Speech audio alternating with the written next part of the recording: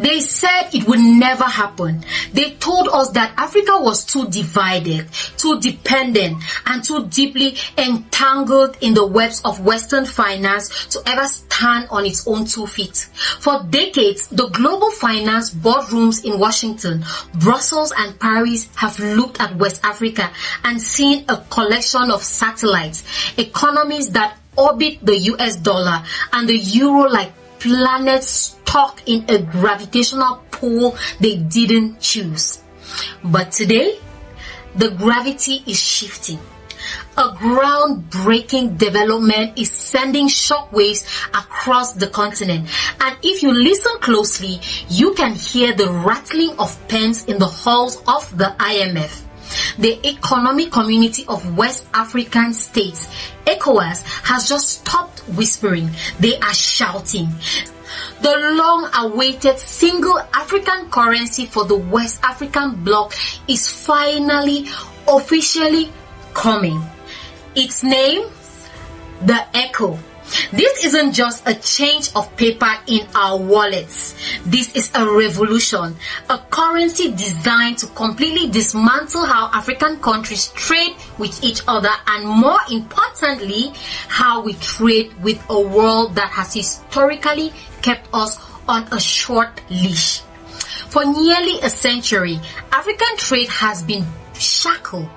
We've been forced to settle our own neighbors' debt using the US dollar, a legacy of colonial era structures designed to ensure that even when we win, the West takes a cut. But ECOWAS has finally said enough is enough. The ECO was supposed to launch in 2020. The pandemic gave the skeptics an excuse to say it was dead. But today, we are on a 9-month countdown to 2027. But behind the historic headlines, there is a wave of dangerous questions. Can this move really break the dollar's grip? Who is going to hold the key to the printing press? And is this a true leap towards independence? Or is it just another economic mirage designed to keep us in the same cage with a different name? So welcome to Power and Pulse. Tonight, we aren't just reporting the news. We are unpacking history, the high stakes politics, and the hidden risks of the most ambitious monetary project in modern history. So before we dive into the belly of the beast, I want to hear from you. Do you think the US will sit back and watch Africa drop the dollar? Or is there a storm coming? Drop your thoughts in the comments. I'm reading every single one. To understand the ECO, you have to understand the nightmare it's trying to wake us up from. Why is it that a trader in Lagos buying cocoa from a farmer in Abidjan has to convert his naira into US dollars, send that foreign paper across the border only for it to be converted again into safer francs? It sounds like a joke, doesn't it? But it's the reality. For 15 member states, that is Nigeria, Ghana, Senegal, Cote d'Ivoire, etc., countries with shared borders, shared history, and centuries of trade, yet we are forced to use referee currencies from across the Atlantic just to buy bread from our neighbors. This double conversion isn't just a technicality. It is a tax on African autonomy. It costs time. It costs massive amounts of money in bank fees, and it ensures that African central banks must always keep reserves of dollars just to survive. Look at the West African CFA franc. It's pegged to the euro, a system largely controlled by France, the very power that supposedly left the continent decades ago. Then look at non-safer countries like Nigeria and Ghana.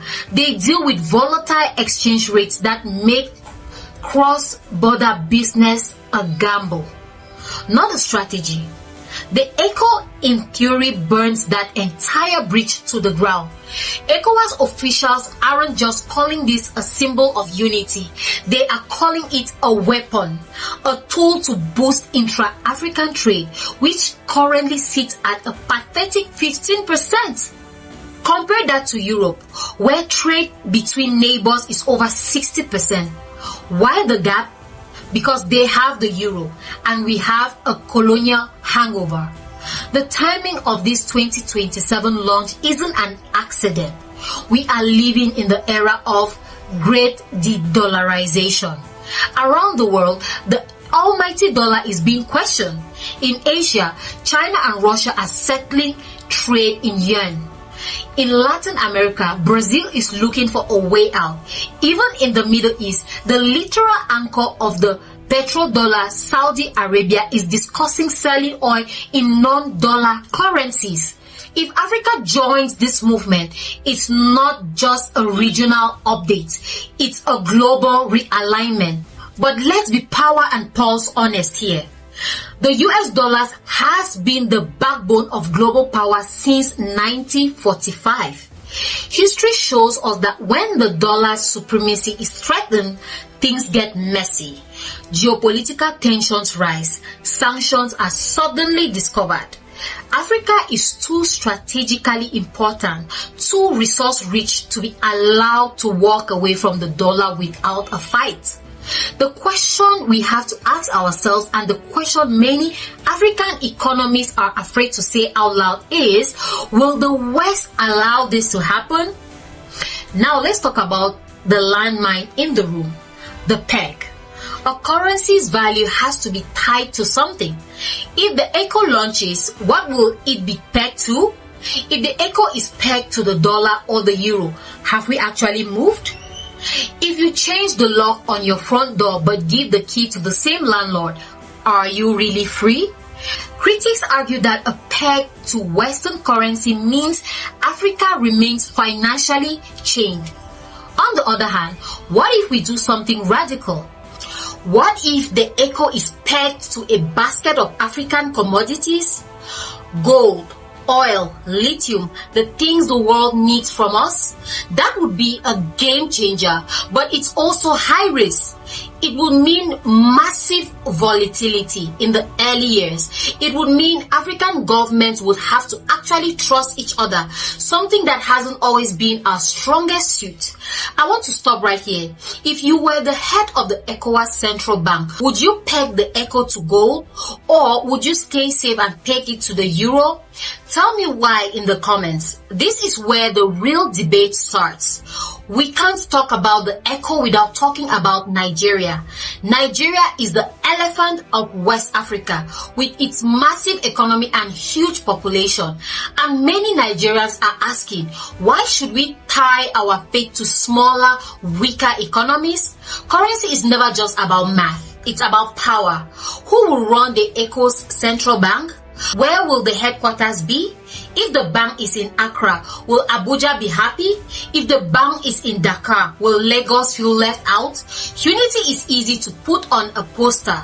It's much harder to implement when national interests collide. For the ECO to work, Nigeria has to be the leader, not the bully. And the smaller states have to feel like partners, not subjects. The countdown to 2027 has begun. ECOWAS says they are ready. They say the technical preparations are done. They say the policy harmonization is in place. But success depends on one thing that money can buy: trust. Trust from the market woman in Kumasi that her savings won't vanish. Trust from the tech founder in Lagos that his contracts will be honored. And trust from the youth of Africa that isn't just about political project designed to fail. Without trust, the ECO is just fancy paper with a new logo. With trust, it is the key to the largest single market in the world. It is the fuel for the African continental free trade era. As we sit here today, Africa is at crossroads. The ECO could be the dawn of a new economic era. It could be the day we look back on and say, that was the movement that stopped being a collection of colonies and started being a continent of power. Or It could be the latest in a long line of unfulfilled promises. New paint on an old crumbling house. The world is watching. Washington is watching. The boardrooms in Europe are watching. They are waiting to see if we have the courage to actually turn the key. If the echo breaks the dollar's hold, history will mark 2027 as the year Africa finally spoke with one economic voice. But the choice and the heavy grueling work is ours to make. This is Power and Pulse, and we bring you the stories that is shaping our continent. If you found this report valuable, do not just leave. Like this video to trigger the algorithm. Share this with one person who needs to know the truth about our future. And if you haven't joined the movement yet, hit that subscribe button right now. The countdown is on. Stay watchful, stay sovereign. I'm your host Marie, and I'll see you in the next one.